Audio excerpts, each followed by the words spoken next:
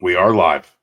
He's Mike Niziolek. I'm Zach Osterman. Hey, folks, this is Mind Your Banners for August 27th, 2025. Just a shade before 9 p.m. And that date means what you all think it means, which means football's back. Mike, football's back. It is. It's so back. Did you watch any of the Week 0 games last week at all? I did not. You did? All right. I got a little Farmageddon. That game got pretty sloppy. To be fair, it's very wet and cold in Ireland pretty much year-round, even in August. And then I was admittedly burning back a cigar that I brought from Puerto Rico watching Stanford, Hawaii on my back deck last Saturday night. So. It was not an impressive Week 0 slate. I mean, the thing is, they really aren't very often. Like, sometimes you get an exciting game or two, and Farmageddon was exciting. I mean, and that was two ranked teams. The Big 12. Listen, this podcast will go cast a much more specific glance on Indiana than it will the Big 12. But I've never seen only Big 12 talk tonight. I have never seen a conference where you could convince me on blind resumes, coaches, quarterbacks, whatever, that like 9 of the teams in the conference are just the same team. They all have a 6th round pick quarterback. They've all got a coach who looks like he sleeps on a bed of empty Celsius cans. The starting middle linebacker is a former walk-on.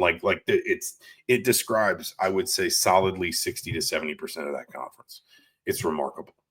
The good folks joining us in Mind Your Banners HQ did not come here to hear about Big 12 football, though at some point this season they came here to obviously preview what is, I think it's fair to say, the most anticipated season in IU football history at this point.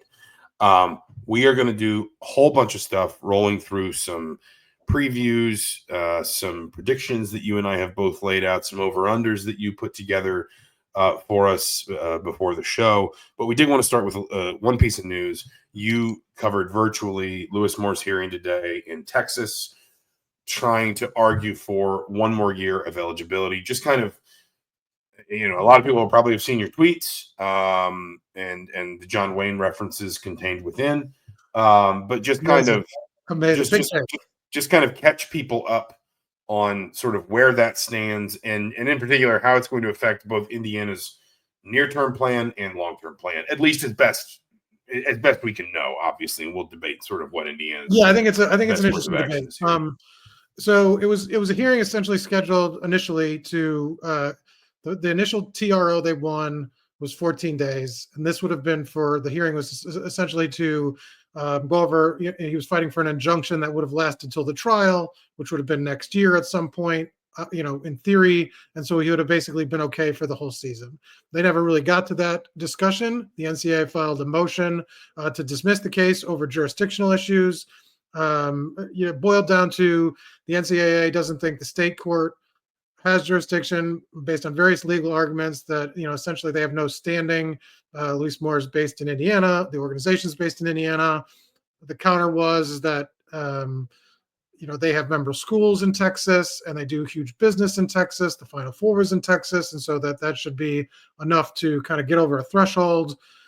The judge sort of seemed sympathetic or was listening. I thought bought the NCAA's sort of analysis, but allowed discovery to essentially determine the scope of the business in Texas.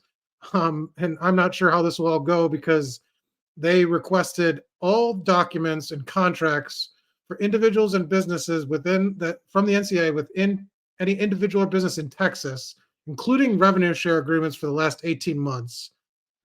It's we'll see what happens. They can object to sort of the scope of things, and that could be limited.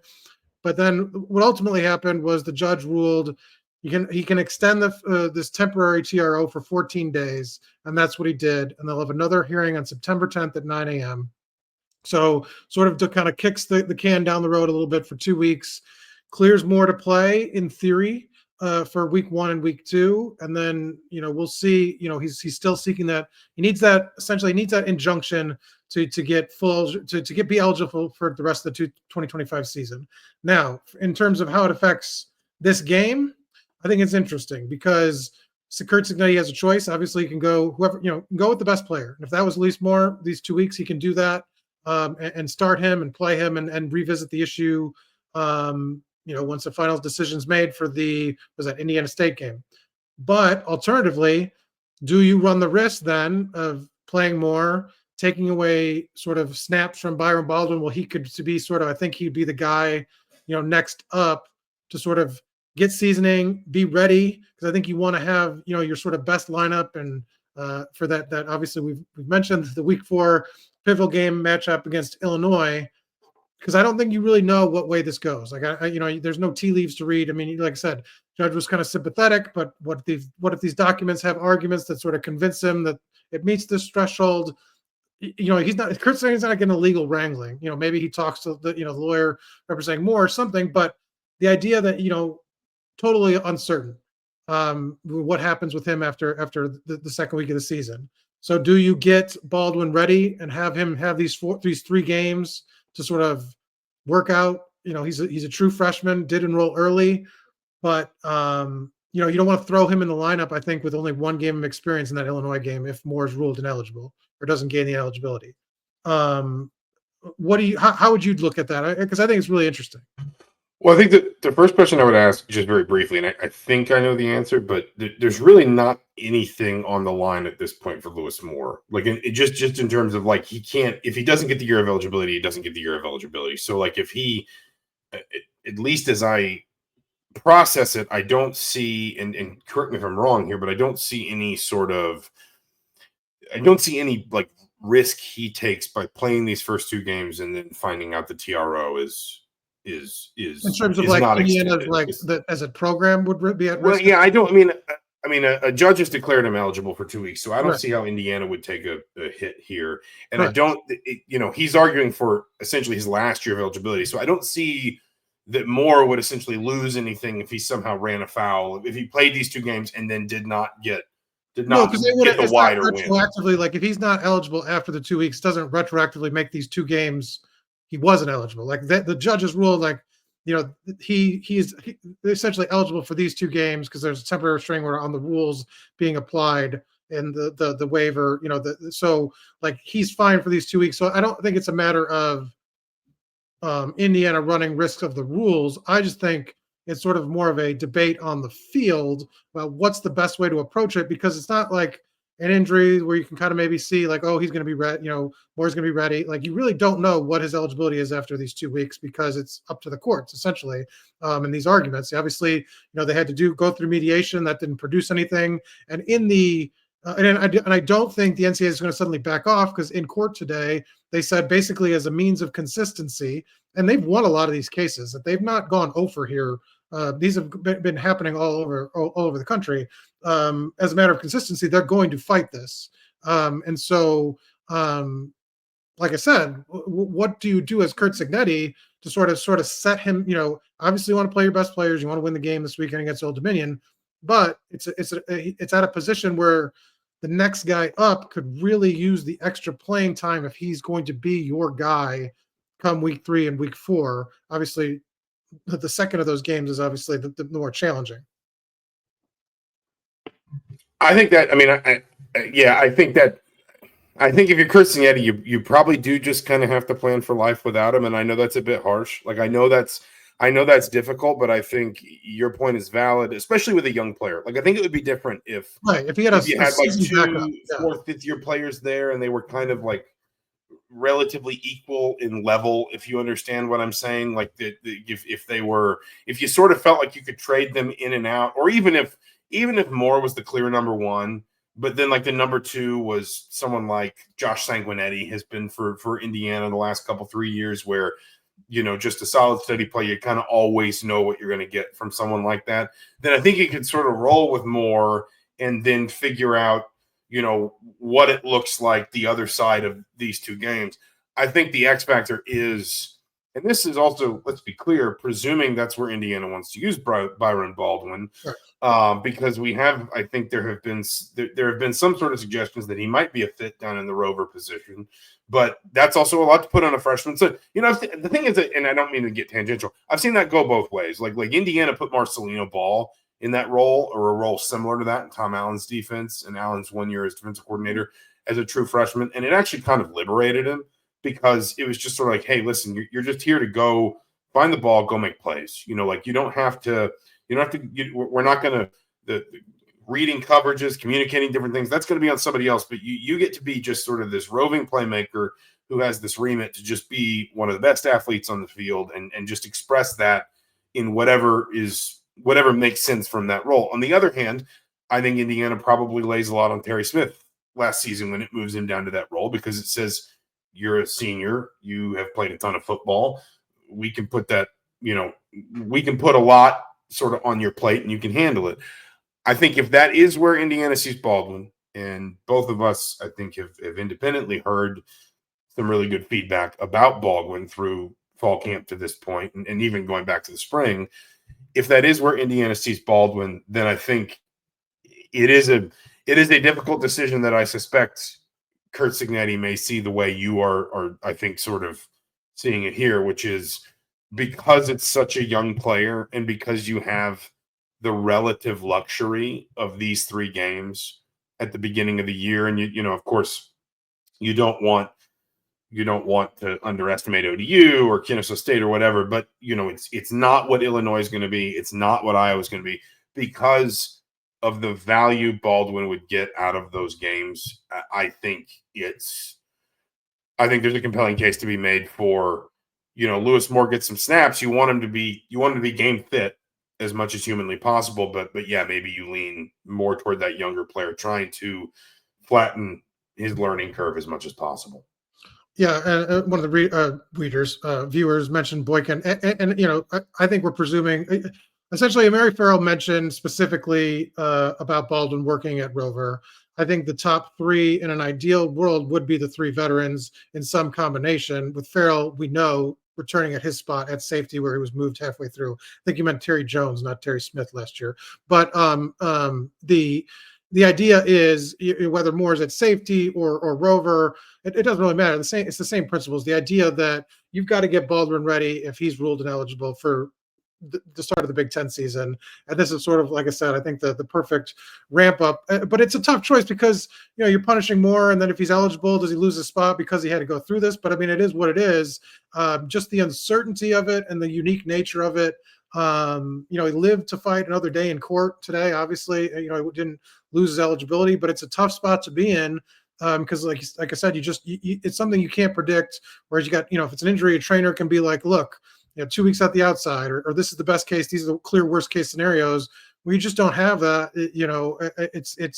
It's tough. And I think, like I said, if I'm a coach, just the idea of getting him ready, I think with the schedule they have, I think it's the probably cleanest thing, because you can always go back to Moore if he wins in court, and you think he's the best player. Well, then you got Baldwin getting 2 weeks of big time experience, and then it gives you kind of more options down the line. Because like you mentioned, Terry Jones, he'd enter the starting line. They did make a change at midseason. It was one of the biggest changes sort of defensively they made, in terms of, Hardy switching with Isaiah Jones, and then Farrell moving from Rover to safety. Those were kind of the 2 big position changes last year at mid-year for the defense. So they did do this last year, moved pieces around the secondary, during the season.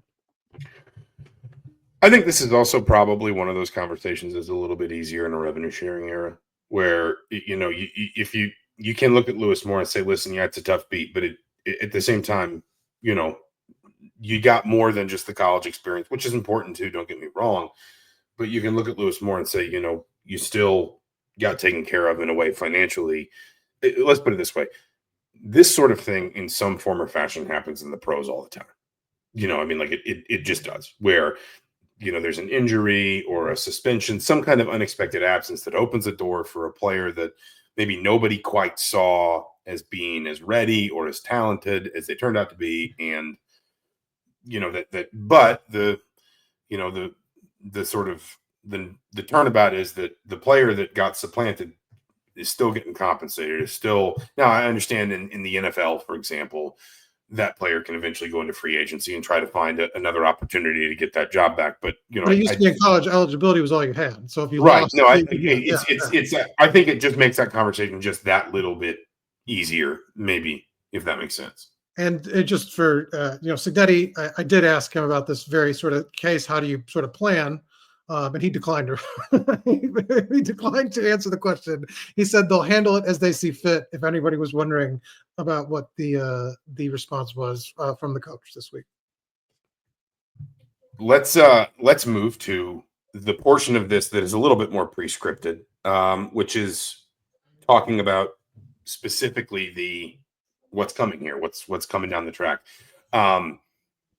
I don't think it is unfair, and I think you and I have both approached this sort of idea in different ways, to call this the most anticipated season in program history. I think it's pretty clear that that's what this is. I think, Indiana as an athletics department, as a fan base, has been given in its modern history reason to sort of believe in football again. Bill Mallory had some teams that, competed for Big Ten titles deep into November at different times. Obviously, Indiana's had a Heisman runner-up in Anthony Thompson. You had Antoine Randall. You've had, the excitement coming out of Tom Allen's 8-4 season, then followed by the COVID year. But Indiana had never done anything like what it did last year. And because, and you wrote a really good story about this in the last few days, because both in terms of like the physical personnel, and I think also kind of as a natural follow-on from that, because of the process, because that meant the process was sustained, there is just a lot of belief that I think there's a level of belief, a level of excitement, a level of ambition, a level of anticipation that I don't think this program, whether you're talking about fans or even internally, has ever felt like it had the, sort of the permission to feel. And I think it very much does now. And again, there's a lot of different things that go into that. There's players and coaches that are back. There's additions that have been made in the portal and so forth. But I mean, this is, by I think just about any measure, the most anticipated season in program history. And it's really going to be fascinating. Even some of these games in the beginning that Indiana should win, I think to see how Indiana handles that as a team, as a department, as a fan base. Frankly, Curt Cignetti is still sort of fighting to get the ODU game sold out. It's not. I think I want to say last check, under 5,000 tickets left, but it seems like it's going to be a pretty close run thing if Indiana is going to make it a full-on sellout. This is, if so much of last year was uncharted territory for Indiana, so is this, and that's going to make this a fascinating watch. Well, because I think the way to picture it would be like, what if we were having this conversation now? They were looking to replace Bryant Haynes. If he leaves, maybe one or two of the guys under him go with him. Or you lose, a Shanahan instead of a Censari. Maybe that would have been an easy one to swap out if, you just promote the one. But, you lose, a coordinator or both of them. And then you lose, half of those guys that got all Big Ten honors. You lose a guy like Kamara and Fisher. I don't think you can have the kind of confidence. Like, they went into the offseason. Really, the quarterback was the kind of the key domino, that if you replaced him, you were in a good spot because of what you all brought back. And I think it just framed the discussion so differently. Like, look, they brought I think it was 8 all Big Ten guys back. 2 of those guys run special teams, but those were key pieces. They all could have, he mentioned Curt Cignetti at Big Ten Media Days, and he told me in a sit down I had with him, he had multiple players get offered from other teams to enter the portal. And at Big Ten Media Days, I think he said 1.5 was an offer that he knew of specifically. And so they rebuffed those. They rebuffed the NFL.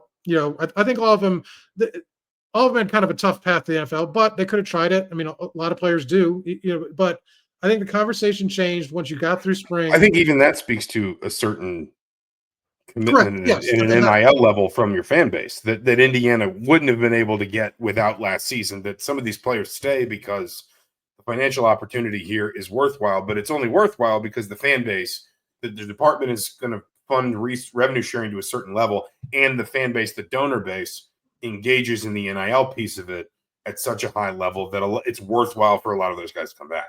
And it was loyalty. I asked Cignetti that straight up. I said, do you feel like, because a lot of those guys were JMU guys, not all of them, but a lot of them were, that played a role in them maybe that $1.5 million was more than what they were making, or they could have gotten more than that. Like, do you think that they gave you, I mean, you picked a lot of these guys when they did not have offers and you've built them up? And he said, absolutely. Like, I mean, I think it did play a role too, to your point. like Indiana ponied up money. Like, I mean, especially with the coaching staff, Derek Owings got multiple raises. Brian Haynes got multiple raises. Like, those are things that speaks to a department that is committed. But on the player side, I think loyalty and coaching side, loyalty played a role. And so I think that just changed the kind of the complexion of the conversation, and it made it so, we'll get into the kind of the schedule and predictions and playoff. But I mean, it's hard not to talk about them as a playoff contender because they had so few question marks once they got one of the top rated transfer quarterbacks.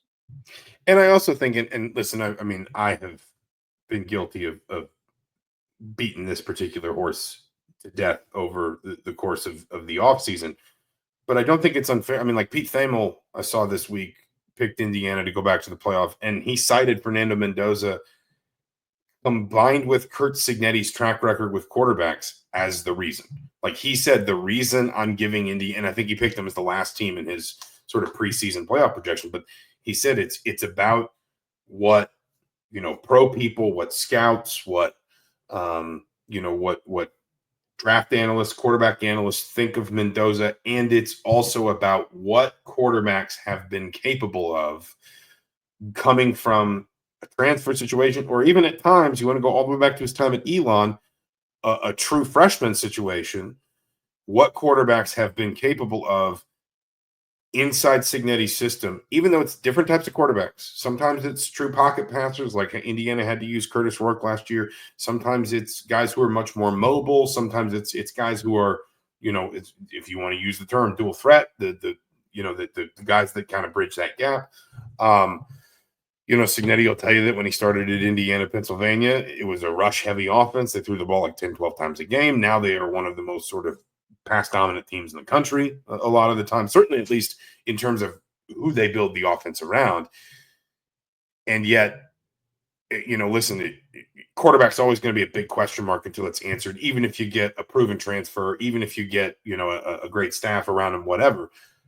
But it's both what Mendoza did at Cal, the way you were able to chart his progress over 2 seasons as a Power 4/5 starting quarterback, and then also what we have seen this staff, starting with and then moving down from the head coach, do in terms of taking a transfer and building, or a true freshman, and building the offense around their strengths and to accentuate their strengths. And so I think it's both what Indiana's gotten back, and it's also, again, going back to that idea of, consistency and institutional knowledge.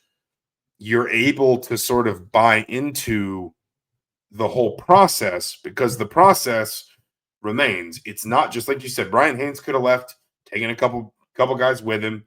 Shanahan could have left, taken a couple guys with him, and suddenly, hey, Cignetti's process remains the same, but he's got 3 new assistants on offense or on defense, learning the way he wants it done, learning how to sort of succeed within the framework that he creates as head coach. You don't have to worry about that here. I know Indiana's got a new quarterbacks coach, but everything else, I mean, including, like, if you want to go all the way to the strength staff, the recruiting staff, everything else remains stable. And that consistency, I think, is why you feel like the ceiling is maybe even a little bit higher competitively in year 2 than it was in maybe not in wins and losses. The schedule we'll talk about in a minute is a little bit more difficult, but in terms of just the raw ability and potential of the team is a little bit higher. And not to shortchange Tino Sansari, because by all accounts, he was a fantastic quarterbacks coach that really connected with Curtis and the guys in the past he has. But if there was a position coach that maybe not expendable is not the right word, but that you could replace and sort of still maintain a sort of consistent level, I mean, it was quarterbacks, right? Because it's a room with 3 voices in there. I feel like, Curt Cignetti has a big say. Obviously, Mike Shanahan. So I feel like that's not that, like, if you were going to lose Brian Haynes, I think it throws everything off. And it's just, I feel like keeping those coordinators was so important. And to your point about Mendoza, like, I don't think, like, if he does what he did last year while avoiding maybe some of the sack numbers, and that has a lot to do with the offensive line in front of him, like, I think that gets Indiana to where it wants to go. I think their ceiling is obviously higher if he hits sort of all these projections, some of these projections that have him as a first round pick. but I don't think he necessarily has to hit that level for this team to maintain the success it had last year. Because like if you look at his numbers, they weren't, you know, what, it completed 68% of his passes, 3,000 yards, 16 touchdowns, 6 interceptions. I think that gets you, you know, Curtis Rourke obviously had more volume in scoring, but it's about the same. And I think that gets you where you want to go. If he's even better, I think that puts you in kind of a different conversation and maybe threatens the Oregons and the Penn States of the world. But as is, if he you know, his baseline is where I think what you're trying to say is it's not hard to imagine Indiana as a playoff contender with a good Fernando Mendoza. Right, not a great. If he is, and I mean, I saw a projection, I think today or yesterday, with him as the number 1 overall pick, and you know, we don't need to get like that far ahead. But if he is that kind of quarterback, that's how Indiana goes up to dreamland level. Is if Fernando like the maybe the best placeholder for it is if Fernando Mendoza is a top 5 pick level quarterback all year long, and everything else from last season that you feel like you can count on from Indiana just generally stays where it was, then December 6th, 2025, Indiana fans might be living the dream of 2 p.m. tip-off at Gainbridge Fieldhouse, 8 p.m. kickoff at Lucas Oil Stadium. Yeah, no, absolutely. And that's kind of my point. Like, if his baseline is what it was last year and they stay healthy, you know, obviously if the defense falls apart because Kamara gets injured and Fisher gets injured, then these are different discussions. But everything equal, like this team's probably where it wants to be if Fernando Mendoza is good but not great, like you said. And so maybe that's a good point. The schedule comment here would be a good transition to our schedule positions or predictions, which are very aligned. We are going to sink or swim together. I like that. What was the old Ben Franklin line? We must surely hang together, or we will all hang separately. Do we have so? I think we both predicted 10-2. Do we have the same wins and losses? Okay, so basically it's easier to do the losses. They lose to Oregon, they lose to Penn State, they win every other game. Technically, we're getting deep into the weeds of our stories. I don't know if you read mine. Doesn't sound like you did, but you had probably busy chasing someone telling them to put their pants on. And it wasn't even your kids. You had the Penn State game being closer, and I think Oregon's the more realistic upset possibility. That's interesting because, I mean, Oregon is, number 1, it's a big travel thing. Number 2, I think even if Oregon's got a lot more to replace, there's probably an athletic level at Oregon. And maybe this is also just like experience bias, but I've seen Indiana be competitive at Penn State. I've seen bad Indiana teams be competitive in State College. Now, what's interesting is, and obviously Oregon gets a bye, so does Indiana leading into that game. But everybody in both of those games, Indiana's coming off of the Illinois-Iowa turnaround and then the bye. Oregon's coming off a trip, I believe, to Penn State. And then in the Penn State game, Indiana's coming off the trip to Maryland, which, at least on paper, Indiana should win that game. Penn State is coming off Ohio State. So, like, you are getting, in both of those cases, an opponent that is, and Oregon will have a bye, so it'll be a little bit different, but an opponent that has probably just come down off the high, for better or worse, of one of their other recognized biggest games of the year. Now, the flip side is the schedule, you know, for example, it might do Illinois some good that they play Duke before they play Indiana, whereas the best team Indiana plays is probably ODU. You know, you get a little bit of a better look at kind of where you are and what you are and what needs to improve. You also maybe have to put a little bit more on film so we can overthink these things. But I think it is interesting. I'm almost certain of this, that Oregon's game before Indiana is Penn State. They do have the bye. And Penn State's game before Indiana is Ohio State. And that's the one where, again, when I've seen Indiana anecdotally be competitive in State College, it has often been when Indiana was the opponent after a big game. Indiana was Penn State's opponent after an Ohio State or a Michigan, or whether it was at home or on the road, whether they won or they lost. It is kind of been an equalizer for Indiana in the past. And the other thing I would say too is, by the time you get to that point in the year, nobody's a mystery anymore. Whereas, like, you might still be, Oregon might still just be digging into like the more, innovative sections of the playbook. Okay, they had the Penn State game, but like by the time you get to November, everybody kind of is what they're going to be for the most part. And so you get a longer look and better prep and maybe more detailed preparation.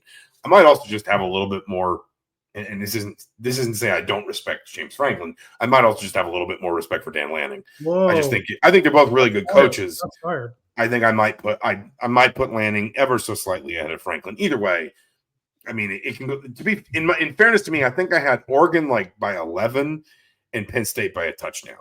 So, and I didn't look at much at the schedules. But you mentioned Penn State. Penn State actually has 3 of 4 on the road, including a West Coast trip with a bye in that stretch before Indiana. So, I mean, they will have traveled quite a bit leading up to that game. My thing with Oregon is just the assumption that they will be able to sort of pick up where they left off the last couple of years with a vastly different quarterback situation. Like they signed like the most experienced transfers in each of those cycles, essentially. Bo Nix 3 years ago now, and Dylan Gabriel last year, and that's a very different ask than Dante Moore, who got some starts at UCLA. And so I just think people are assuming that they're just going to roll. And so I just think that's tough to ask a quarterback. Didn't play much last year. Got a handful of starts, 9 starts, I think, for UCLA. I just think that the experience that they have for Penn State, obviously bring back quarterback, one of the 2 top running backs. It's just a lot that they have there and fewer question marks. I just, maybe Dante Moore is great, but before the season, I don't know. I just think it's tough to sort of judge them and say, like you said, they have obviously a lot of talent around him, but having the amount of experience they had at quarterback was a huge benefit. Let me ask you. Let me kind of frame this in a couple different ways. So we've talked about here. We both have them losing Oregon and Penn State and winning every other game. We've kind of, I guess, determined between us, or at least we have each presented our case for why we think that's the more likely, the timing of the schedule or whatever.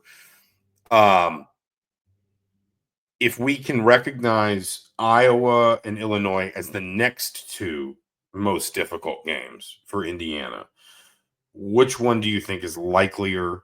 If I told you Indiana's going to lose one of them, which one is likelier in your mind and why? That's a tough one. I think Iowa's offense is look, they got a quarterback, this South Dakota State transfer. Yeah, Mark Gronowski. 10,000 plus yards. I think he set a record or tied the record for FCS wins, career wins for a quarterback. It's just incredible resume. Does not have much in terms of talent, sort of skill guys around him. And then obviously you mentioned Cignetti's history of offensive success. Iowa's recent history has sort of been the opposite. And how do you sort of say like they're going to break the cycle? I think maybe you probably say Illinois, even though it's a home game, because their ceiling's a little bit higher with what the percentage of guys that they brought back and their production. Having a returning starter at quarterback makes a difference.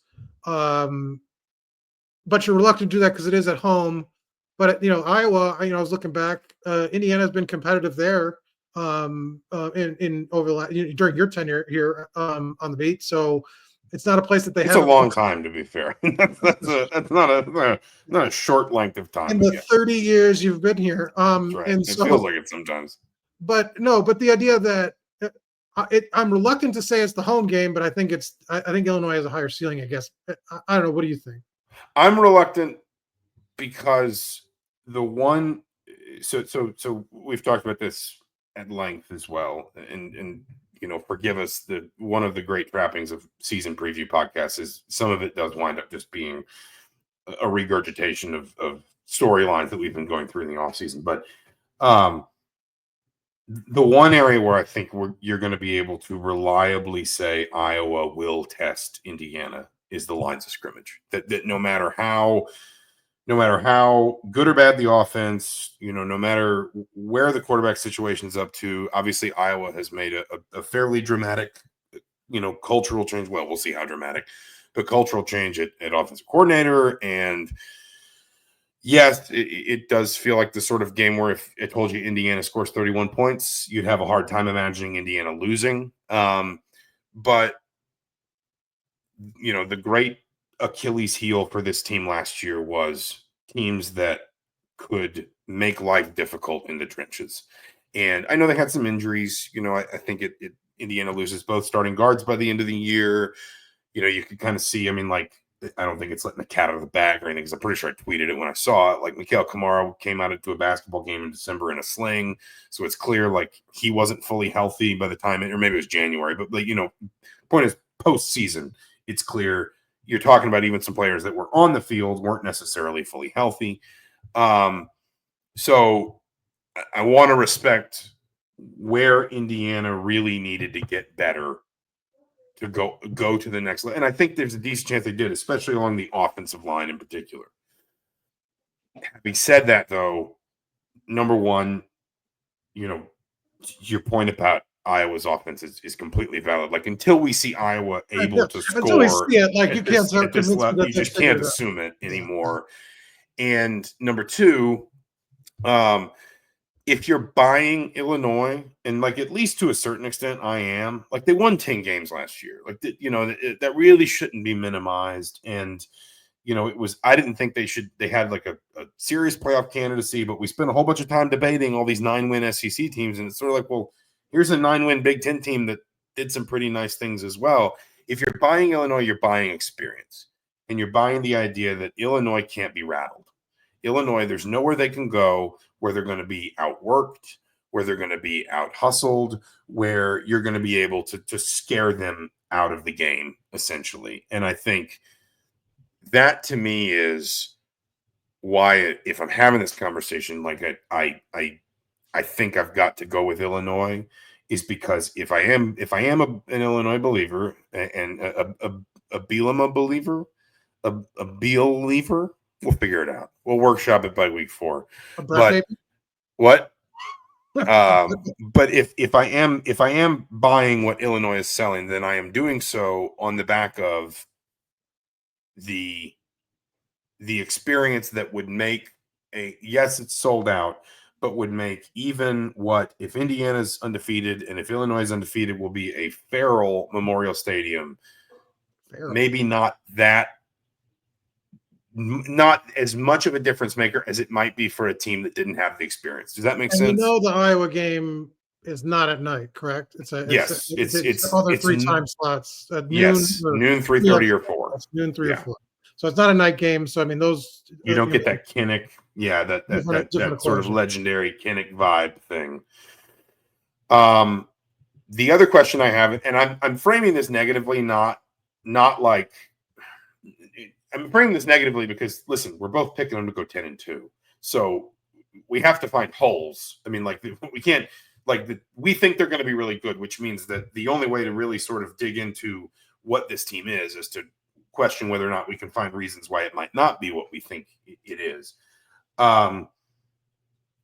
What is the next most likely loss, if there is one, for you on this schedule? Well, I think it's one of those 2 games, or after those 2, because after the 4 that everyone's kind of looking at in this, in saying these are the big 4 that make this a more difficult schedule than last year. Is there another game that concerns you? I have one. I'll tell you the one. It's only a mild concern, but I have one. I think it's UCLA. Interestingly enough. Okay, I can see that. Nico, and I'm not going to butcher his last name. I am Avea. Has the biggest upside of any quarterback, maybe on the even out of anybody they face at quarterback, in terms of maybe his potential and how he's being talked about. They got Tino, obviously, and his first time as a coordinator, but we saw how he kind of resonated with quarterbacks, and he'll know Cignetti a little bit and tendencies, and that makes for an interesting chess match. And we've talked about this off air. I left that UCLA game thinking that they were good, that UCLA team was dreadful, and that they were in real big trouble. And then what did they lose their next? Let me pull this up here real quick. So they lost 1, 2, 3, 4, 5 straight after that. But then Deshaun Foster sort of pulled him out of that tailspin and actually, finished 5-7 with wins over at Rutgers, at Nebraska, and Iowa.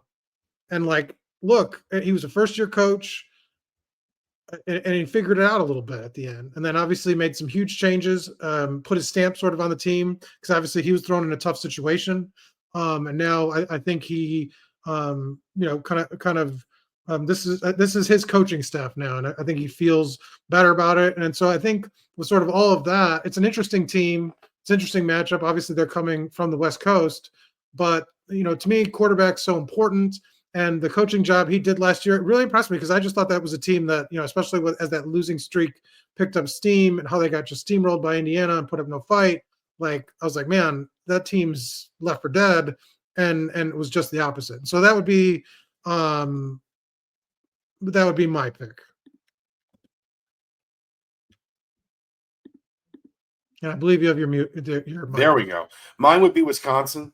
And listen, I think there's every chance if you look at Wisconsin's resume that they're going to be just completely dead by the time they get to Indiana. But if they're not, Wisconsin is basically trying to sort of do the we're going to go back to being Wisconsin thing. They tried what they call it the dairy raid, the air raid. We're gonna be modern. We're gonna throw the ball. It just did not work culturally at all, and they're going to try and go back to sort of being Wisconsin. And there's every chance it's too late. And this schedule in particular is going to be just incredibly unforgiving. But the flip side is, but they had a stretch last year that was basically the same. Their last 5 games were just absolutely brutal, and they just threw the towel. And so this does feel a little bit. I don't think Luke Fickell gets fired after this year, but this does feel a little bit like the year where it gets baked in. You know what I mean? Where it becomes really hard to recover from.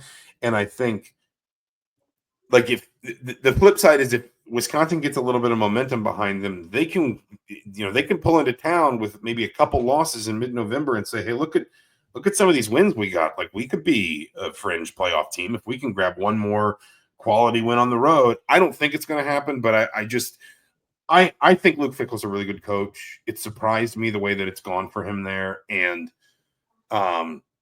I just think if there is kind of one last gasp for Wisconsin, then it's going to have to show through this year. Because if it doesn't, then again, I think it starts to kind of push in a bad direction.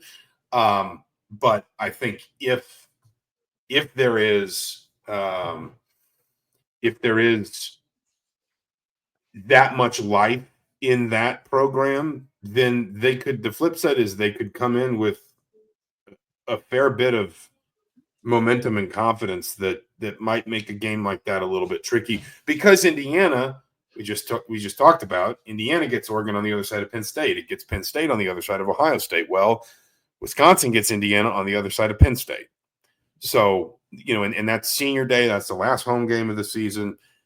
I mean, I don't think it's going to happen, but that's the one that I just kind of penciled and just thought if the seasons go kind of funky in ways we don't expect, that might be one where I think Indiana has a little trouble. Let's move to. I will say one point about Wisconsin. It is hard to flip the switch, though, when you do radically different. Air raid is a very specific skill set you're recruiting for, and now you're doing the other way. To do that in one season and do it right and well, that's a challenge.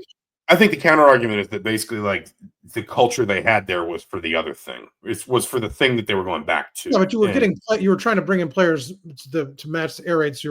Yes, culturally it's a better fit and it'll be easy, but I mean it's more just the talent that they had that you're trying to adapt to a new thing. Bold predictions. I don't want to do all 5. Because I want to give people a reason to go to indystar.com/sports and heraldtimesonline.com and read our bold predictions. But if you would be willing, as a teaser, to maybe pick out your boldest, what do you think your boldest prediction for the season to come would be? Well, it's my last one because it went a step further than your less than bold predictions, that they would win a playoff game.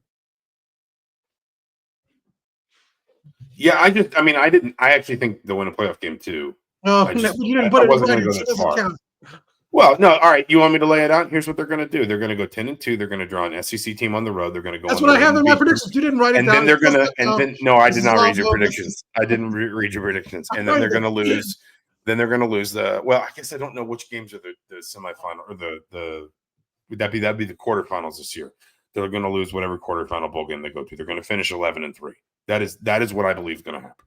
Yeah, I didn't name the SEC team, but I said essentially that will be their breakthrough moment. They'll get their win over an SEC foe. What SEC team do you think would, in this hypothetical that sounds like, every IU fan's sort of absolute dream?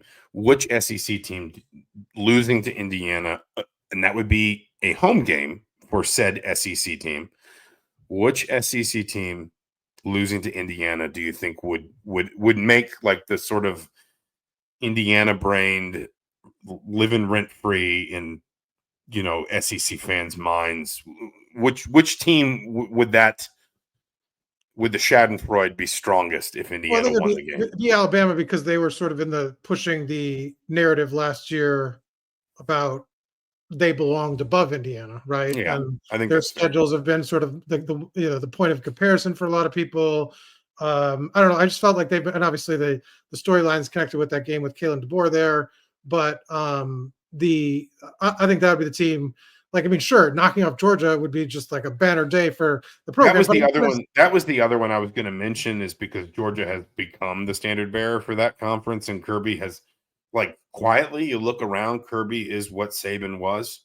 But I'm projecting it out like that. If Texas and Georgia, the realistic slot there would be maybe Alabama's a step below them, and then Alabama's or Ole Miss, yeah. And so so if you're talking about those next tier teams, like, sure, it's going to be it would be, if you're an IU fan, any day of the week you take a win over Texas and Georgia, and it'd be like the greatest day in program history.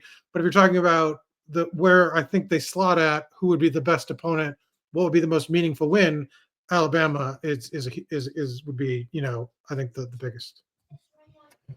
What was I going to say? What would be the best day in my beat history is taking you to Mama's Boy in Athens for breakfast the day of the Indiana-Georgia playoff game. So I feel like I can't pick making the playoff. So I'm trying to think my next. You always say my predictions aren't that bold, but I would point out that I predicted they'd win more games last year than you did. So I was willing to go further out over my skis and was repaid in faith. So maybe you should look in a mirror once in a while. Maybe you should make some bold predictions into a mirror before you make them on this podcast. What's Dad doing in the background? He's just making some bold predictions. Making bold predictions. I will throw it out that's like it's kind of specific, but it's a double barrel prediction that's going to lead conveniently into the over-unders, which I think is what we're going to discuss next. That Omar Cooper is going to be an all Big Ten receiver this year, but that he's going to do it. Can I have a point of order on this? Well, we'll see what it is before I grant it to you. So when you say all Big Ten, you mean the top 3 teams in that honorable mention? Let's say top 3. Yeah, top 3. Because if it's only honorable mention, like these, that's not bold, and even the let's say top 3. Let's say top 3. Yeah, not honorable mention. Not receiving votes. Top 3. First, second, or third team from the slot, which I would argue is not the easiest thing in the world to do, because often these are stats driven, sort of selections, and the boundary receiver just gets the most targets a lot of the time, and the chance for the biggest chunk plays. The double barrel prediction is that number 1, EJ Williams, who we may well discuss here in a little bit, is going to stay healthy and productive enough that Indiana can move Cooper inside and keep him there a lot of the time. And number 2 is that Cooper, who is almost exclusively, in terms of, I'm sure he's lined up in the slot some, but his role has been boundary receiver when he's been on the field consistently across the course of his college career. Cooper moves inside and is first, second, or third team all Big Ten at some point, or at one of those 3 teams this season. So the 2 predictions are, 1, that EJ Williams stays productive enough for Indiana to be able to do that, and that 2, Cooper goes inside, and we see as the season, maybe not immediately, but as the season goes along, Indiana develops a similar relationship in the slot and its offense this year to what it had last year. But instead of splitting it between 3 players, it's pretty much just one, with maybe a second player that comes in and does a little bit of the Miles Cross. I don't know if people picked up on this last year, but like if Miles Cross was in the slot last year, I felt like 85% of the time it was a run play. That's probably over-exaggerating a little bit. But Keyshawn Williams was their guy in the red zone. What? Keyshawn Williams was their guy in the red zone. Cross was the one that they were designing all of like the trap blocking for. Like he'd come in motion and then he'd kind of dive into a trap block in the line. The other two were much more pass catchers than they were blockers. I think Cooper holds down in this bold future, holds down that slot role and really makes it his own. He's played 45. I mean, per Pro Football Focus, 45 snaps in the slot. All right, this season is bold. How many snaps has he played overall, though? 247 pass, 377 total pass snaps. Okay, so it's pretty bold. As bold goes. 11.9% career average or percentage. That's where he's lined up. So 10%. Should we use this as a convenient sort of thread into our over-unders? Because I know EJ Williams featured prominently in your over-unders. These are just a few that Mike pulled out, and personally, I think it's well, okay. We'll start with EJ Williams. Over under 24 catches. So his single season high is 24 in like his across his entire, his single season high is 23. That was in 2023, his first year in Indiana. He has never once in any of the other 3 seasons he's played in college I'm sorry. You're right. I was missing the COVID year. The COVID year, his freshman year, 24 catches. Only once in the following 4 years did he have more than 9 in a single season. He obviously comes from Clemson looking for a bigger role. He gets to Indiana in 2023. That is the second most catches and the second most yards in a single season he's ever had. Last year, he only has 2 receptions for 49 yards. A lot of that is health-based. We've talked about his sort of his journey and the fact that, it's been as much about staying on the field as anything else. And he went in the portal last year thinking he might want to go somewhere else. Indiana kind of convinced him to come back. And actually, is it fair to say he's probably a starter on Saturday, assuming he's healthy? Yeah. So EJ Williams, your guy. I think it's well established by now. EJ Williams is your guy. Over under 24.5. It's tough. I mean, you forgot to mention his freshman year. I mean, really he had 9 catches for 125 yards in the playoffs, and so that was sort of like the optimistic, like he was just going to skyrocket up and be like the next big thing and big prospect, and then never found it. And I think the encouraging sign is that the only thing Curt Cignetti said negative was he was a little inconsistent at the start of fall camp, but he was still on the field, and so I think that's like the big deal, because like Curt Cignetti said, basically after the first 4 practices of spring last year, like they never really got a chance to really see what he could do. And then obviously, held on to the red shirt and that year of eligibility. It is tough though, because, you mentioned Omar Cooper. They've got the pass catching backs this year. They've got an option at tight end, which we'll talk about a little bit. And then I think another guy we're going to talk about, Surratt's due for a big year. So I'm going to go under. I'm going to go over, and that's just purely based on the fact that 5 different Indiana players had at least 27 catches last year. But I think he could be a guy that has like 18 catches for like an average like 18 yards per catch and still, have an impact, be a high a downfield guy. But sure. But if we're talking about let's live in a world for a moment where things change a little bit. Maybe you do see more pass catching for the backs. I think that probably eats into the receivers' catches, but I think that probably also eats into the tight ends' catches, because you have a different dynamic at tight end this year between Riley Nowakowski and Holden Stays. And I also think if I'm following on from my prediction that Omar Cooper winds up kind of almost getting 2 different players, like becomes almost 2 players in one of, maybe Miles Price, Keyshawn Williams a little bit this season. And it's it's not that clean, but you understand what I'm saying. Then he that still absorbs their leaves production into one. right. That still leaves, if you're just looking at last year's numbers purely, Miles Cross had 27, Omar Cooper had 28. And listen, between them, Tyson Lawton and Justice Ellison had 25. So it's, the backs weren't heavily involved in the pass game, but I don't think we can go. I don't think Roman Himby's catching 7 passes a game either. So I think, personally, I think the offense stays generally what it was, with some, like in terms of structure, with basically just some roles getting spread out in different directions. And I think EJ Williams, provided he stays healthy, and that's that's the gamble I think I'm taking, is less that the offense moves away from him and more that he stays healthy. I'm taking the over on EJ Williams, 24.5. He sets a career high in catches this year. I don't know how far over he gets. We may be talking 27, 28. I may be sweating it, first round of the playoff.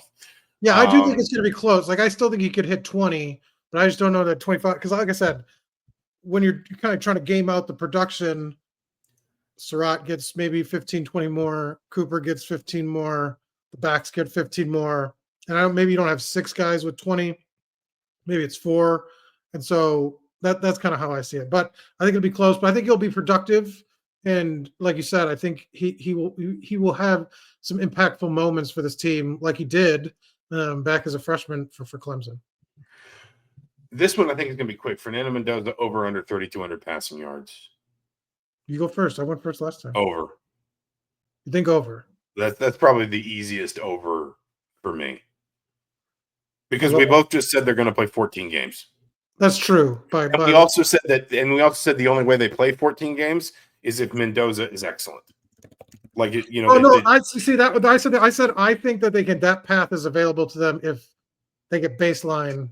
Okay, but based on the number of games, it still probably gets them over 3,200. Even still, Curtis Rourke passed for 3,042 last year. If he only played in 12 games. Right. So now we have Mendoza playing in 13 or 14. Yeah, I mean, yes. I think it's over. Yes, personally.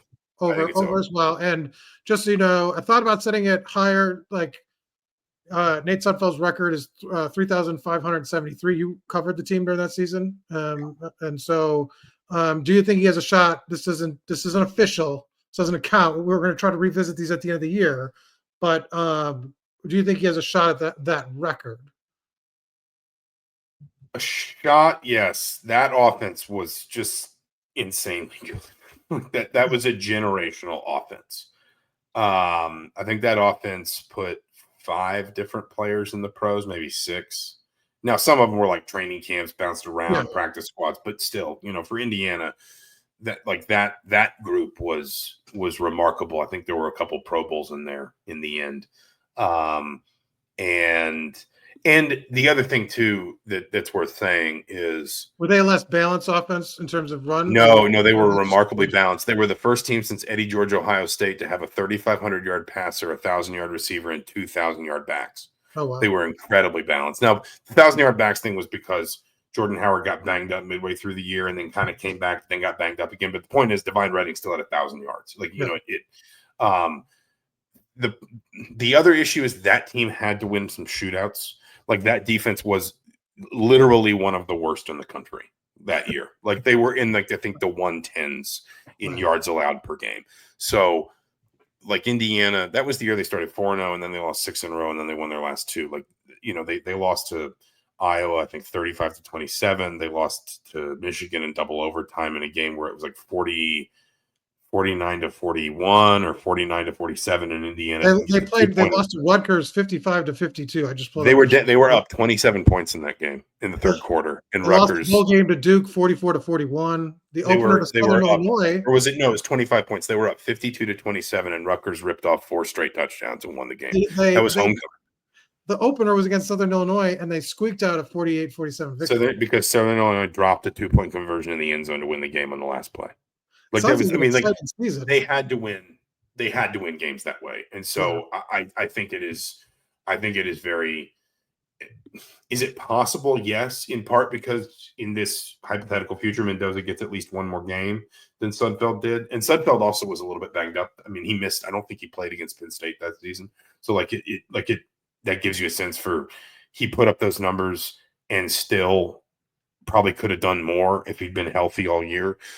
But Indiana also needed to win games that way. Like they got into shootouts routinely because their defense just wasn't any good. And so they threw the ball all over the field, and they kind of went after it the way they did because they really didn't have much choice, frankly. And so I think this is going to be a more balanced offense. And I think there's also a world too where there are more games where Mendoza hits a point where Indiana is able to say, okay, that's enough.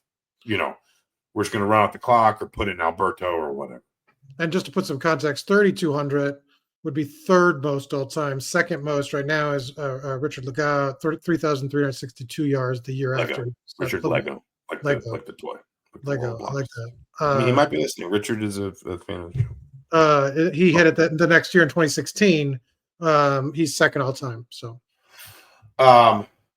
you said Mikel Kamara. You left me with an option here, and I'm going to choose the more robust one because this is a statistic that is hard for me to imagine breaking.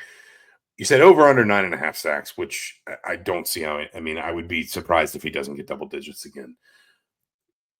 Does he break the Indiana record? Now, do you have that number immediately at hand? It's Greg Middleton. 17. So I think it was 17. Greg Middleton. It was 2007. I'll look it up right now. This is on I have it. It was Greg Middleton in 2007. I thought 16. No, that's why I said. Did I have 16 and a half? No, you didn't. You did not. You just said, does he set the record? So does he get? Does he get 17 sacks? Yeah. I say no. Sacks in 2007. Yeah. I say under 16 and a half. So what's the number then? 16 and a half? Yeah. Yeah. I say under. I say under. Yeah. Because I just think he's going to get so much. Like, I think that there's a chance that Kamara actually finishes. Well, we got to set it at 15 and a half because if he got 16, he'd tie the record. Sure. All right. That's fine. I'm probably still going under. I mean, that is also just an enormous number. Like in modern football, when most quarterbacks take most snaps from the shotgun and offenses are designed for the ball to be out of the quarterback's hands within 3 seconds, 16 sacks is just a huge number for any one player to like that. That's not even reflective of the player. It's reflective of the way that the game has changed. The reason we talk about like pass deflections and havoc rate and stuff like that is because defensive line coaches know that you're just not going to have you like pass rushers just aren't going to have the time to get to the quarterback that they once did because the quarterback has already dropped back when he gets the ball. And the ball is designed in a lot of offenses to be delivered a lot faster. So I think under is fairly, to me, that is a fairly, I won't say reliable under because I do think Kamara's a really, really good pass rusher, but I think that is I feel good about that one. Let's put it that way.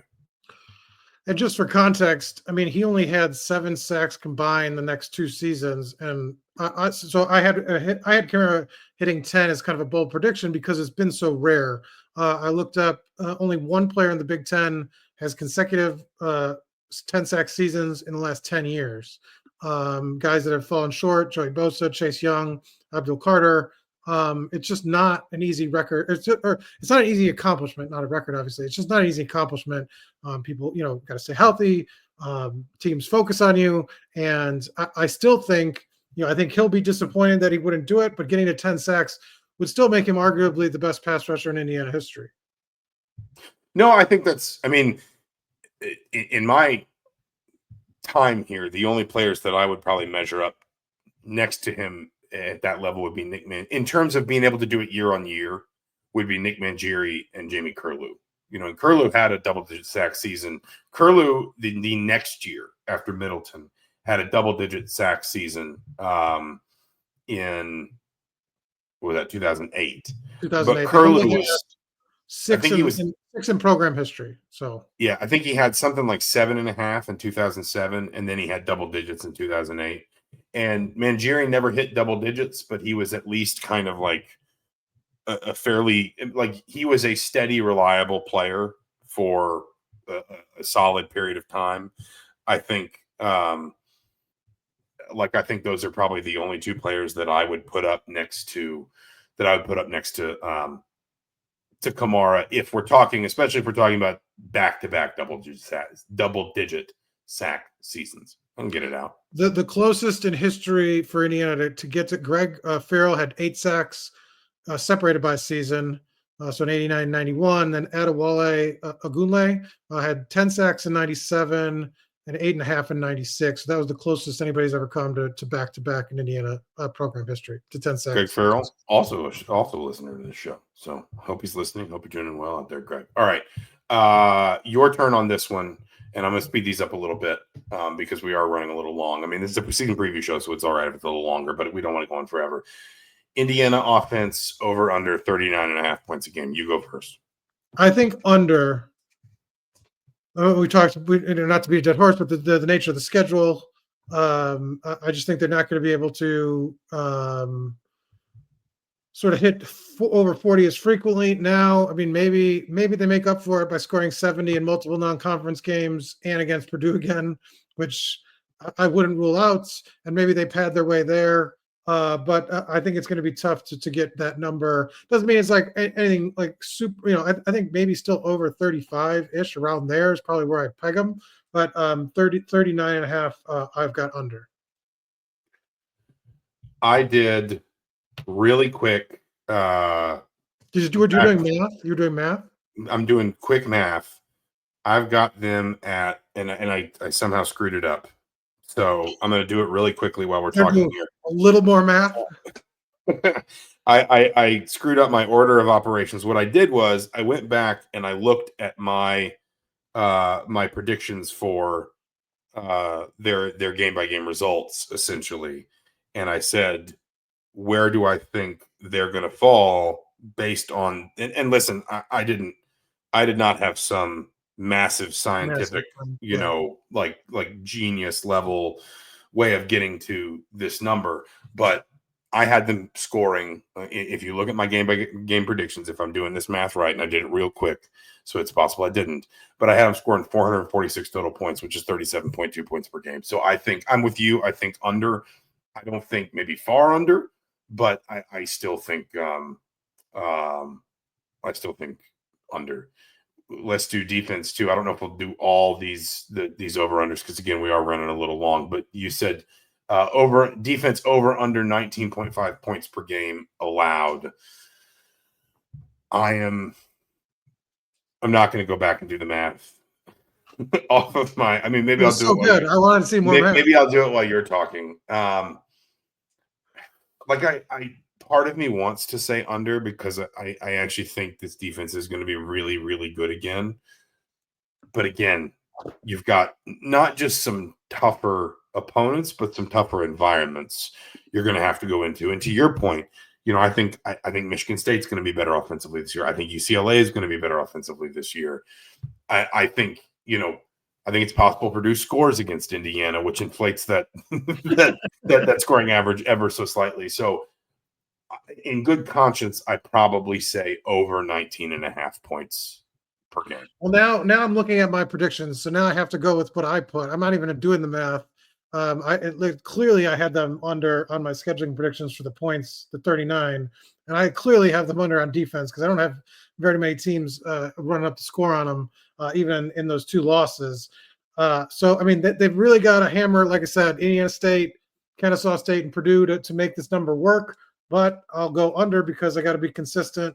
And they do have those 3 outliers where those 3 teams in theory could combine for 0 points. Which 3? Indiana State, Kennesaw State, and Purdue.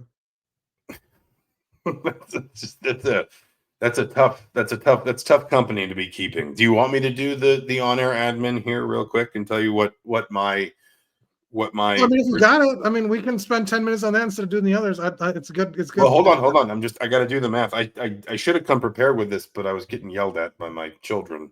All right, here we go.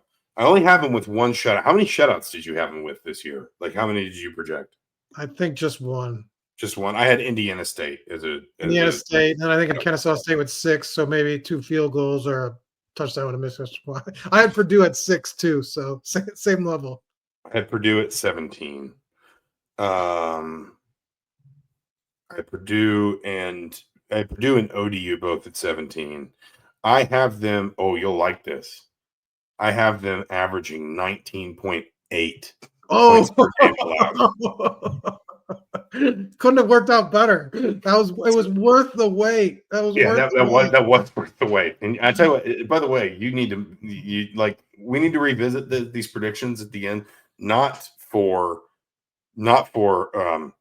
whether we're right or wrong, but whether or not you should be a Vegas odds maker, because you are you are like we've come really close on a few of these different projections. All right, let's do 3 more. Okay. Number 1, can't be bothered with the running backs. Sorry, guys. Byron Baldwin over under 299.5 snaps. I mean, I want you to answer that first, mostly because I want to know how you got to that number specifically. It was an average of about 25 per game, and I looked at sort of the All-Americans last year for freshmen.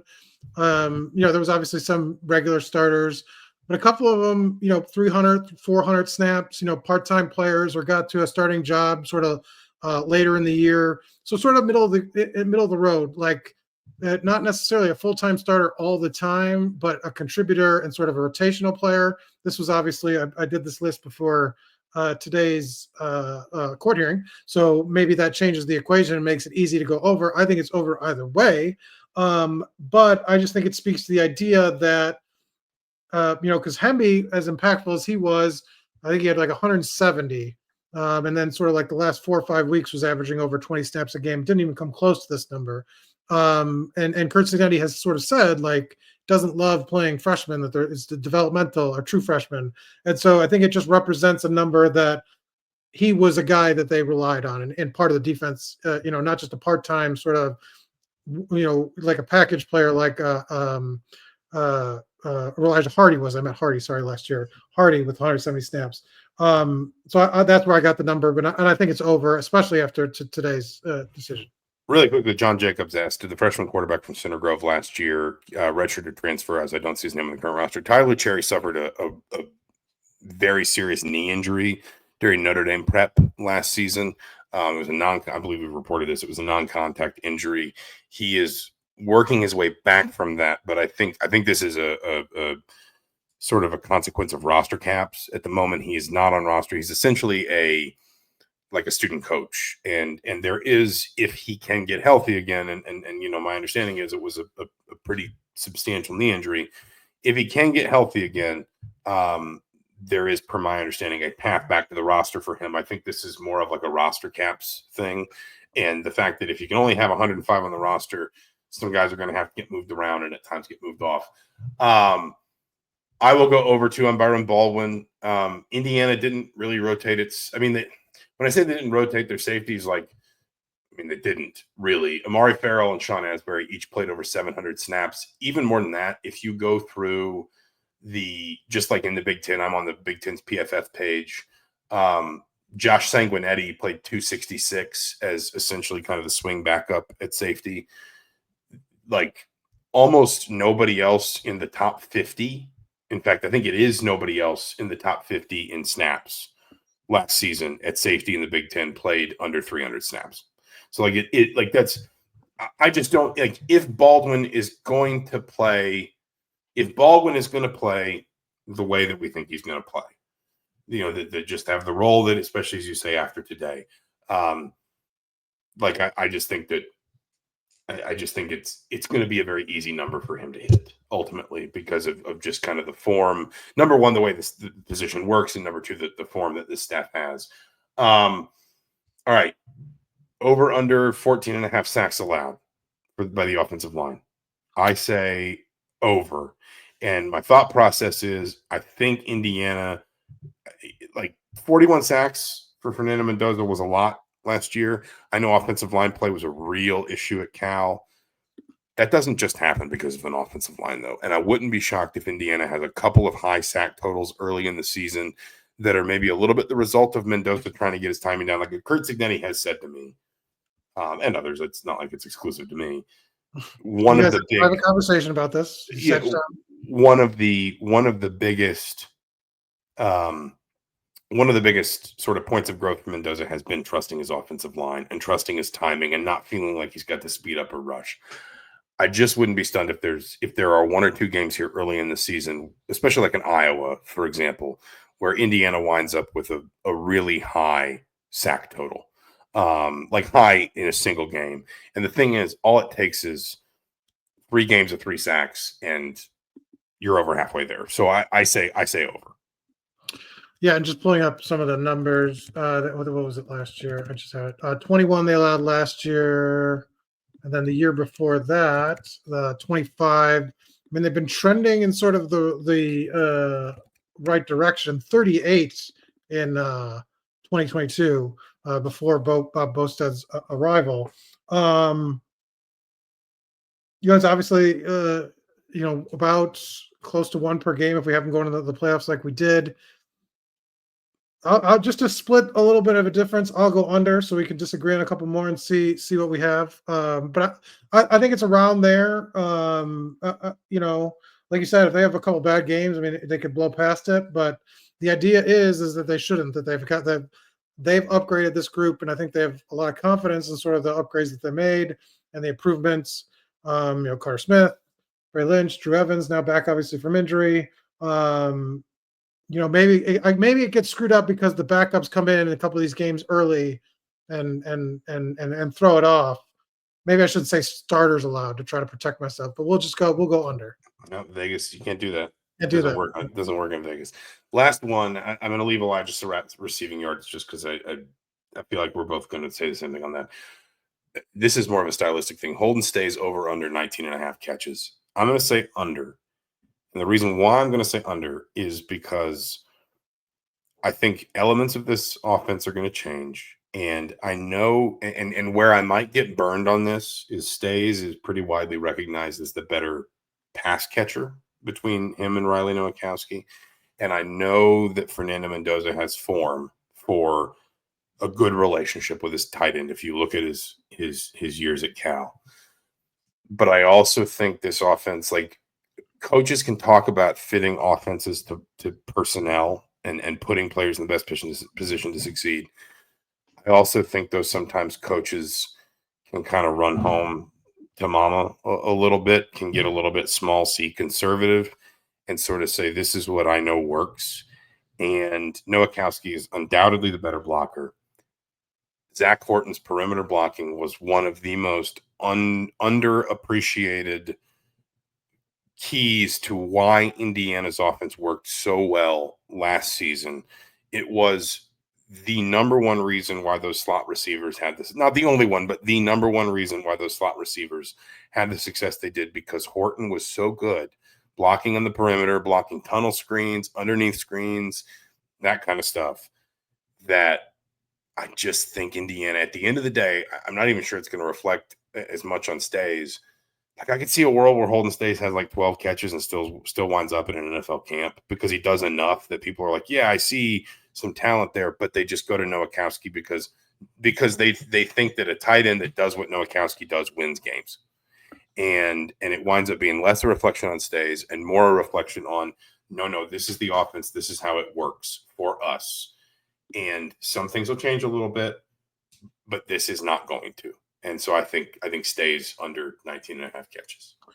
Yeah, and I hate to agree just on all these. I mean, we split on a couple, but I just thought these were interesting discussion points. The Stays, it's exactly for what you kind of discussed, that if he has over 19.5, it represents a very major shift in what Curt Cignetti's done in his career in terms of backing the guy at tight end at that position that's the better blocker and going with him for primarily throughout the season. And so it would just, rotating those guys and trying to find matchups would just be a very different look than what he did last year and then what he's done in the past. And Stays, to your point, you talk about getting an NFL camp. I mean, the chances he's gone from Notre Dame to Tennessee, now to Indiana, 3 Power 4 programs that have all seen Power 4 level programs that have all seen that upside, right? Like that he's got that pass catch ability that's just, what they want from a tight end if you want to get him involved in the pass game. But I just think the nature of what Curt Cignetti's done I'm just more comfortable going under unless unless something change, unless there's a big change, like you said, stylistically, where they're rotating players at that position, like they hadn't before. Let's bring this in for a landing, because we've been talking for almost 80 minutes. I'm trying to think of maybe a best, like we've talked so much, I think, about what feel like best case scenarios. I don't want to end on like a worst case scenario, but I guess maybe the better way to ask it is just, what to you is the biggest, well, yes, the worst case scenario. What to you is we look back at the end of the season, and whether it's gone well or it's gone poorly relative to present expectations as they are on August 27th, what do you think is, assuming that there are a variety of reasons why the season's gone as it's gone, what is the biggest reason?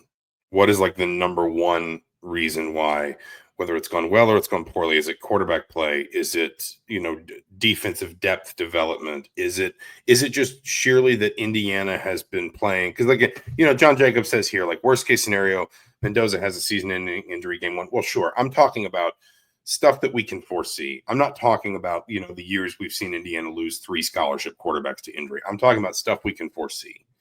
Is it simply that the schedule is just much tougher, and it turns out that Indiana's not quite prepared to navigate that as well as they need to?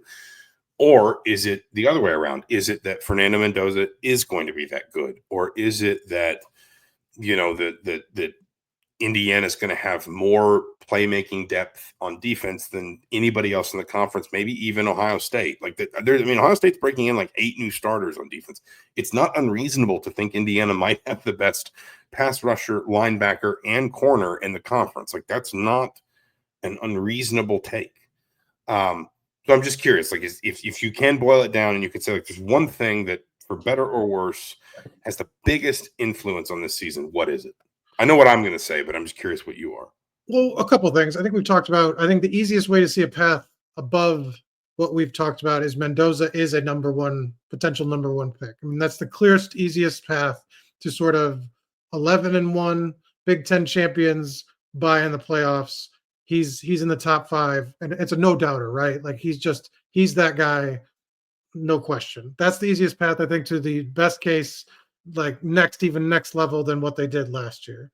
A couple things about the opposite. Like, you mentioned injuries are hard to foresee, but, like, look, sometimes it's luck. And they avoided, Curtis Rourke, obviously, we didn't know about the knee, and he managed to play through it. He had the finger for the one game. And Drew Evans was sort of like the only other major injury they had the entire season. And that's a really impressive feat. And maybe it is what he does in the offseason that sets these up. And Derek Owings, a lot of this now is like that's a science. And maybe they've cracked the code in terms of keeping guys healthy and keeping guys fresh.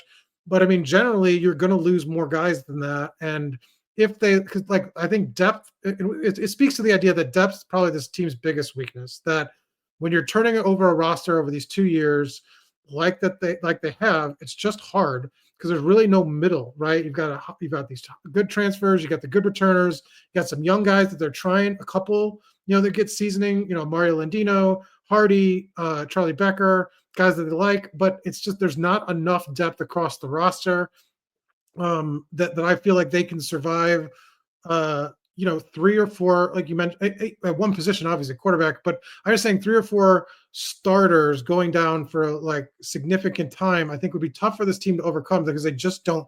It's just a nature of kind of where they are at and trying to rebuild things. In 2 years, that might not be the case.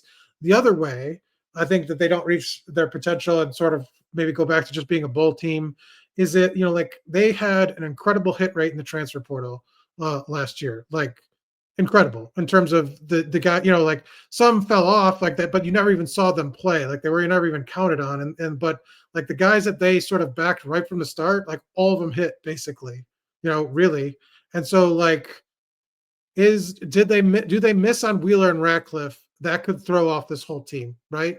like the idea that you're relying on just them to be your replacements at defensive tackle, two fifth-year guys, replacing Weston Carpenter.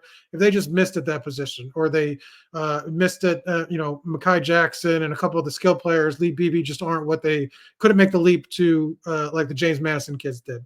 Because look, it was an incredible percentage, and I think that defined their season last year was why they were so successful. But it's not easy, because it was that easy, every team would do it, right? Just transfer, bring in 20 transfers that were great, and they'd be just done. And so that to me are the two things. You can't predict injuries, but like they were remarkably healthy last year, and you saw it even on the offensive line a couple of years ago.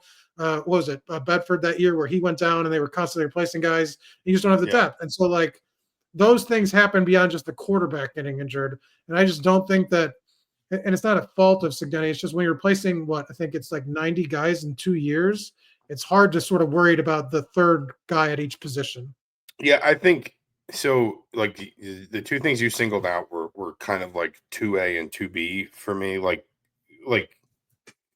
And I will be wrong about this if Mendoza is the number 1 overall pick in the draft. Like if he's that player for 13, 14, 15 games, I'll be wrong about this, because he will be such a difference maker that Indiana will go up to a level that even I think we don't necessarily think they have in them.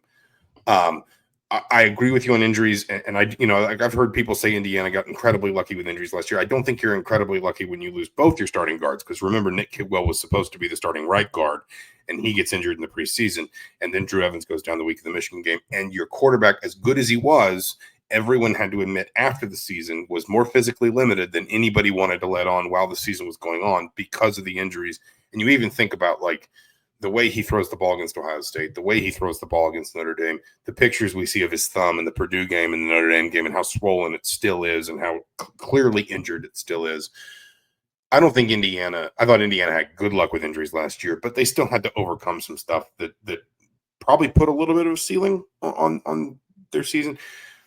The other thing I would just say about depth is, like, I don't think anybody has the quality of depth anymore, quite, because players just leave. Because I think even, I mean, again, look at Ohio State, 8 new starters jumping in. Like even at big schools, you just can't hold on to too many. Some guys you can, but you just can't hold on to too many guys for 2 or 3 years of development time. But the counterpoint to that for an Ohio State, Alabama, Texas, is that the raw talent of those players is, and they're recruiting at a higher level, more further down the line than the guys that no doubt. I'm just saying that the only reason why that wasn't my number 1 is because I think that is more of an issue across the board than it used to be. My number 1 is line of scrimmage play, and it was the difference last year for Indiana. It is, even through the attrition that mostly Indiana couldn't do anything about, players just graduated, but even through the attrition, it was as big of a focus, I think, other than quarterback, as any position, in terms of development, in terms of portal recruitment, in terms of, where, like, when outside media, TV, print, whoever have come into Bloomington over the last several months, it seems like that has been the area of focus. Is Indiana better along the lines of scrimmage, particularly the offensive line? Because that was where Indiana very clearly lost the Ohio State game, and where Indiana very clearly lost the Notre Dame game. And frankly, let's be fair, could have lost. Maybe it wasn't ever that close to losing, but could have lost the Michigan game as well. And if I think about, we joke about how long I've been on the beat, but what I have always said is the difference between Indiana and the absolute grown-ups table in the Big Ten is line of scrimmage play. I've seen Indiana have quarterbacks that were as good as any in the conference, or running backs that were as good as any in the conference, or receivers, or, frankly, linebackers, even sometimes, as we've talked about, pass rushers. But in terms of both quality and in terms of depth, when the rubbers hit the road, the reason Indiana loses that game at Penn State, the reason Indiana loses that tight one against Michigan, or can't pull off the upset over number 1 Ohio State at home, or whatever, is line of scrimmage play. And for the first time in certainly at least all of my time on this beat, Indiana has earned the right to think of itself as a Big Ten championship contender. And I'm not predicting that they're going to. I've literally not done that. I've predicted they're going to win 10 games, and that I would be shocked if 7-2 in the conference gets them into Indianapolis. Yeah. But Indiana has earned the right to at least think about itself that way. And if you had told me 2 years ago, 5 years ago, 10 years ago that would be the case, and you'd said, what is the one step that Indiana has to take to get to that level more than any other, I would have said line of scrimmage play. And I think it ties in. And honestly, I think it ties in a little bit to your point about depth and transfers and things like that. Transfers, yeah. But if Indiana, you say they had a great hit rate last year. Well, if their hit rate is as good or better this year, which is possible, it is possible with a Pat Coogan, with the Mahalski-Benson kind of dynamic along the right side of the offensive line, with the defensive tackles, with the opposite rush end, where I think Indiana, something that might keep Mikhail Kamara's sack total down is teams double team him, and that opens the lane for Kellen Wyatt or Stephen Daly. But if Indiana has made meaningful improvement along the lines of scrimmage from where it was a year ago, there is a baseline level of production that I expect out of a Curt Cignetti quarterback. Like, even if I wouldn't necessarily think they'd win, 11 or 12 games. But if you told me tomorrow that Alberto Mendoza is going to have to take over halfway through the year, I'd say I bet Cignetti still figures something out enough to win a few games, maybe win a bowl game. Again, I acknowledge and agree with your point about injuries and depth. I just think that's a little bit more of a universal concern than it used to be. The big difference for me is what football will always be about, which is blocking and tackling. And Indiana was demonstrably better there last year than I've seen them in years, particularly on defense. But you could also see where the gap was. When it mattered, you could see where the difference was. And if Indiana has closed that last gap, because the Notre Dame game was the no, it's much more on offense. Right, much more on offense. Yeah, but even thinking about like an Ohio State game, for example, because the defensive front destroyed Michigan. Definitely, and they had the one misfit against Ohio or Notre Dame, but otherwise I thought they were good. Now I would point out Notre Dame is consistently not able to get Notre Dame off the field on third down in some key moments in those games. I also just think, like, even Ohio State. No, the defense didn't lose that game, but there were moments when the defense could have flipped that game. When a negative play. The Ohio State's the outlier game, because I thought in the other two the defense was not the primary. I don't even think the defense was the primary problem in the Ohio State. It was 7-7 late in the second quarter, but Indiana's constantly fighting field position and therefore fighting against sort of like Ohio State's talent plus home field advantage. And the defensive line is what could have flipped that, and I think we thought might flip that. If you remember, Ohio State had some injuries along its offensive line, and that never wound up coming into play in that game the way that Indiana needed it to. So, Indiana lost that game in other phases, but it could have given itself more of a chance in that game with better defensive line play as well, I think. And so, in general, that is what I would look at. If Indiana has made the strides that I think it thinks it's made along the lines of scrimmage, then Indiana is going to be in that mix somewhere for, if not the Big Ten title, then at least I think another playoff berth. Let's leave it there. We've gone for more than 90 minutes. Thank you all so much who've joined us tonight. Remember to like and subscribe on the YouTube channel. Remember to check back there. We're going to be putting Curt Cignetti press conference videos there. Player press conference videos there. We'll be putting our post-game thoughts there. We'll have our post-game podcast as usual. So the point is the offerings are only going to get expanded there, and we are going to try and make this. They won't all be 93 minutes long, but we're going to try and make these Wednesday night, kind of the staple. If you want to sort of push a pin into your weekly calendar, mind your banners somewhere around 8:30 or 9 o'clock once everybody's kids are settled in for the evening. For those listening after the fact, trying to get them up around noon on Thursdays, Thursday mornings each week. Because obviously people might be listening to this tomorrow. The goal will be for those to be up Thursdays each week. We were a little erratic last year. And then over under 203. Can we go next time? We'll no, we're not going 203 podcast. We better be talking about World War II if we're doing that. Can we watch some of the games you covered, 10 years ago? I'm never doing that again. He's Mike Niziolek. I'm Zach Osterman for the Herald Times and for Indy Star. Thank you so much for listening. This has been Mind Your Banners for August 27th, 2025. On the other side, we'll see you after some actual football. Take it easy.